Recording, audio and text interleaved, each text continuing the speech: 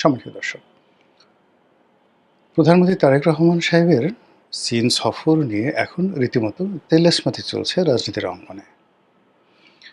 তিনি যখন সিদ্ধান্ত নিলেন যে তিনি চীন সফরে যাবেন, তাৎক্ষণিকভাবে আমাদের দেশের এই মুহূর্তের দুটো পরাশক্তি, যারা বাংলাদেশের ব্যাপারে খুব নাক গলাচ্ছে, এক নম্বরে মার্কিন যুক্তরাষ্ট্র, দুই নম্বরে ভারত, পরস্পর বিরোধী অবস্থানে থেকে এই চীনের সফরটি যেন সফল না হয়, তারা নানা রকম উদ্যোগ নেওয়া শুরু করে দিল। এবং সেই উদ্যোগের মধ্যে সবচেয়ে একটা দৃশ্যমান উদ্যোগ বাংলাদেশে, সেটা হলো মিস্টার ব্রেন্ট ক্রিস্টেনসেন। তিনি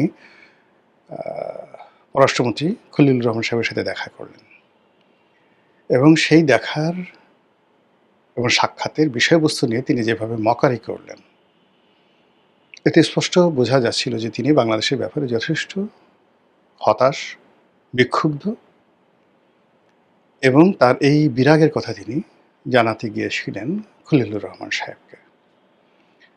দ্বিতীয় যে বিষয়টি দেখলাম, যে প্রধানমন্ত্রী তারেক রহমান সাহেব যেই সময়টিতে বেজিংয়ে থাকবেন, ঠিক সেই সময়টাতে চীন সরকারের দ্বিতীয় গুরুত্বপূর্ণ ব্যক্তি, চীনের পররাষ্ট্রমন্ত্রী, তিনি সঙ্গত কারণে সেখানে থাকবেন। আমাদের পররাষ্ট্রমন্ত্রী যাচ্ছে, কিন্তু ওই সময়টাতে ভারত কী করলো, কৌশল করে পররাষ্ট্রমন্ত্রীকে দিল্লিতে নিয়ে এলো, চীনের পররাষ্ট্রমন্ত্রী জয়শঙ্করের সাথে বৈঠকের জন্য। অথবা চীন কৌশল করে তার পররাষ্ট্রমন্ত্রীকে সেখানে পাঠিয়ে দিল। ফলে এই যে বৈঠকটি, এই বৈঠকটি থ্রু মোফা পররাষ্ট্র মন্ত্রণালয়ের মাধ্যমে যে প্রোটোকল হয়, সেই প্রোটোকল দিয়ে যে হয়নি, এটি আমরা স্পষ্ট বুঝতে পারছি এখন।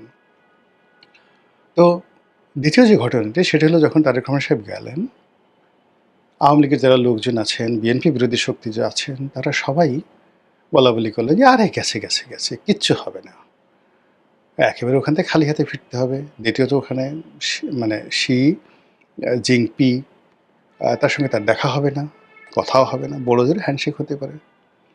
যা হোক, পরবর্তীতে যখন দেখা গেল যে না, প্রেসিডেন্ট তাকে যথেষ্ট সম্মান দিয়েছেন, মানে আমাদের প্রধানমন্ত্রীকে সম্মান দিয়েছেন, তাদের মধ্যে বৈঠক হয়েছে, সৌহার্দ্যপূর্ণ কথাবার্তা হয়েছে, বাংলাদেশের সাথে সম্পর্ক নিয়ে মিস্টার শি যে বক্তব্য দিয়েছেন, সেটি এখন রীতিমতো ভাইরাল। যা হোক, সেইভাবে আওয়ামী লীগের লোকজন মোটামুটি ৬-৭ ঘন্টা চুপ থাকলো। এ কী হলো? তাদের যে নেত্রী চীন সফরে গিয়ে তার সর্বনাশ তিনি ডেকে নিয়ে এসেছিলেন। আর বিএনপি যে কথা বলার চেষ্টা করেছিলেন যে শেখ হাসিনার যেখান থেকে শুরু, মানে শেষ, এই চীন দিয়ে শেখ হাসিনার শেষ হয়েছে, সেই চীন থেকেই তারেক রহমানের শুরু হলো। বিশেষ করে চীনের প্রেসিডেন্ট যখন মেনশন করলেন যে তারেক রহমান সাহেবকে থার্ড জেনারেশনের ঐতিহ্যবাহী একটি রাজনীতির ধারক বাহক বললেন, অর্থাৎ তিনি প্রধানমন্ত্রী, তার মা প্রধানমন্ত্রী, তার বাবা প্রেসিডেন্ট।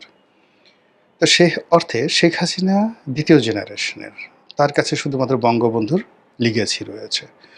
তো সেক্ষেত্রে যদি আভিজাত্য ধরেন, যেটিকে বলা হয় অ্যারিস্টোক্রেসি, তো সেই আভিজাত্যের প্রাচীনত্বে তারেক রহমান সাহেব এক ধাপ আগানো, এক জেনারেশন আগানো।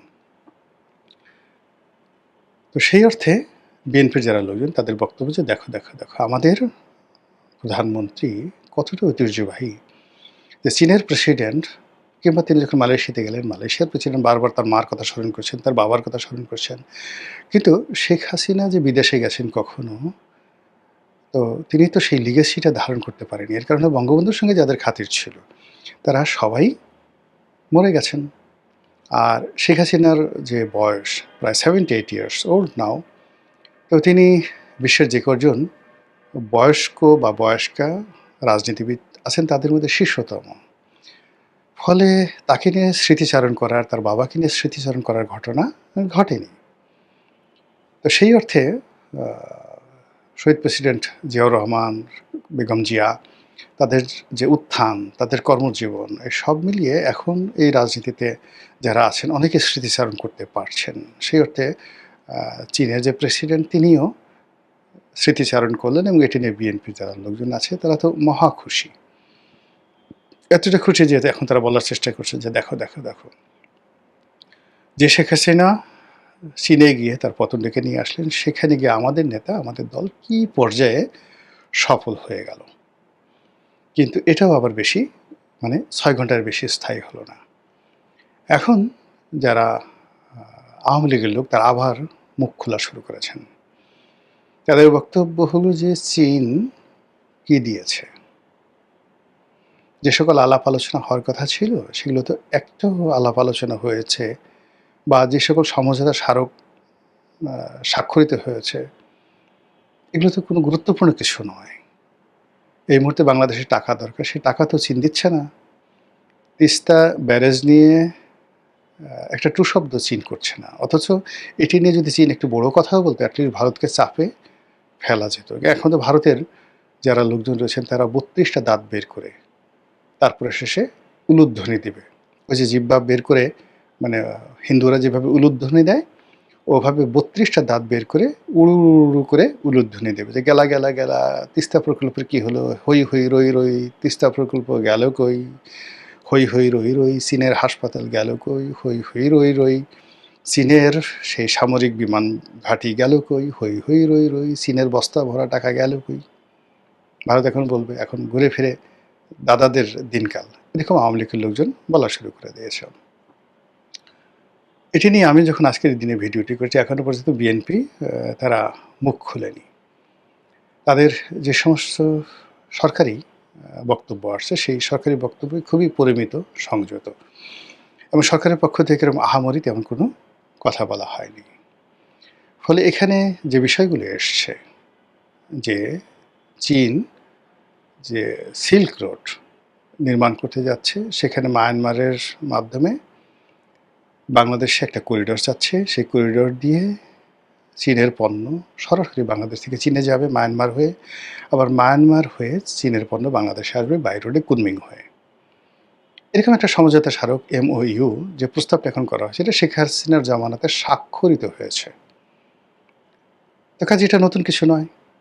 আবার চীনের যে কথাবার্তা, প্রথম যখন মিস্টার শি বাংলাদেশে এলেন নজিরবিহীনভাবে, তারপরে শেখ হাসিনা গেলেন, ওই সময়টাতে আমরা শুনেছিলাম যে চীন বাংলাদেশের অবকাঠামো উন্নয়নে $40 বিলিয়ন তারা দেবে পর্যায়ক্রমে।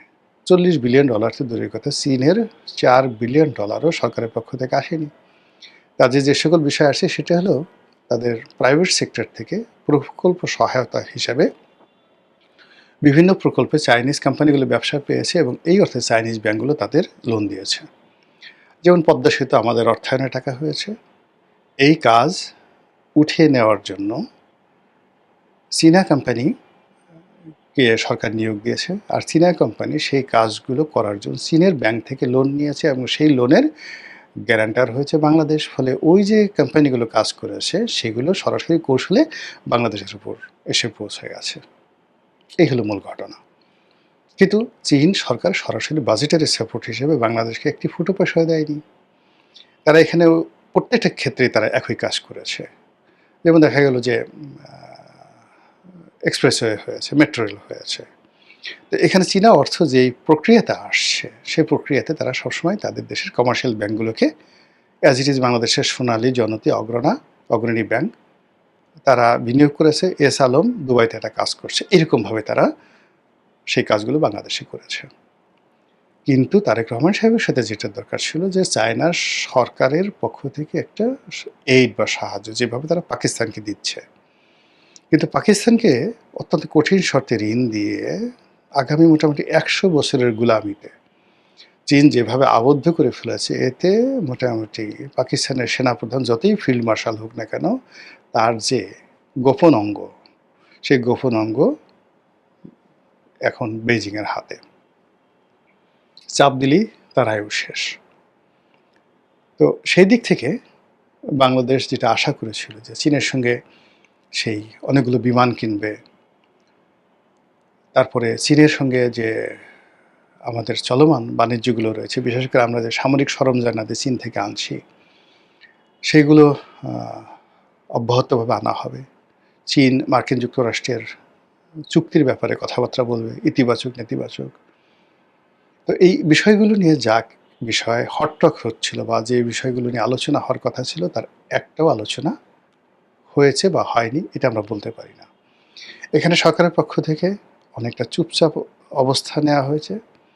চীনের সরকারের পক্ষ থেকে খুব মেপে ঝুপে চুপচাপ অবস্থায় আ সেই সরকারকে একটা সুযোগ দেওয়া হয়েছে। যেন সরকার এই মুহূর্তে আমেরিকা অথবা ভারতের রোষানলে না পড়ে। আমি যেটা ব্যক্তিগতভাবে মনে করি। কিন্তু সরকারের যারা প্রতিপক্ষ, সেই প্রতিপক্ষ যেভাবে ঢোল বাজাচ্ছে, এতে করে সরকার প্রভোগ হয়ে যেতে পারে।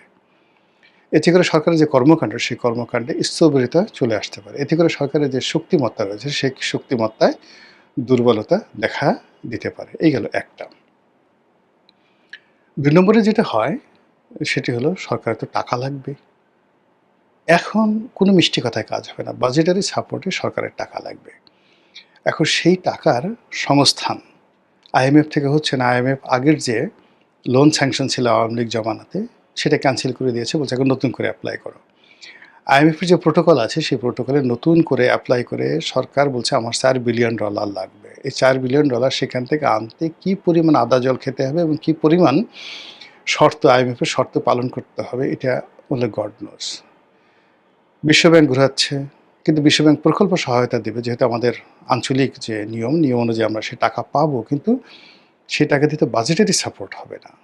কিন্তু সরকার তো বাজেটকে সাপোর্ট দেওয়ার জন্য টাকা লাগবে, যে টাকা চীন দেবে। কিন্তু চীনের পক্ষ থেকে এই বিষয়গুলোতে কোনো রকম ইতিবাচক সাড়া দেওয়া হয়েছে বলে আমরা বলতে পারি না। ফলে এই যে চীন ভ্রমণ করে আসলেন, এটা নিয়ে এক পক্ষের আনন্দ, অপর পক্ষের হতাশা, বা অপর পক্ষের হতাশা, এক পক্ষের আনন্দ, এটা এখনো সেটেল হয়নি।